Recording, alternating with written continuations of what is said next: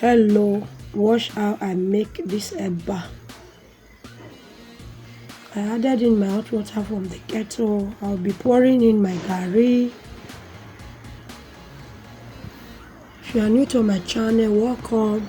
Please subscribe, turn on the post notification so that anytime I upload you will be notified. All my returnees, I really appreciate your love and support. So I'm done. I added in water and I'll cover it and allow it to rest for a while. So here is it. It has rested. I'm going to turn it together. I'll give it a good mix until it is combined and without lump. Check my channel out. I also have other videos on another way of how I make a baswalo. So this is it, guys. I will just keep on turning and turning until everything comes together. Feel free to check other of my videos out that you might find helpful.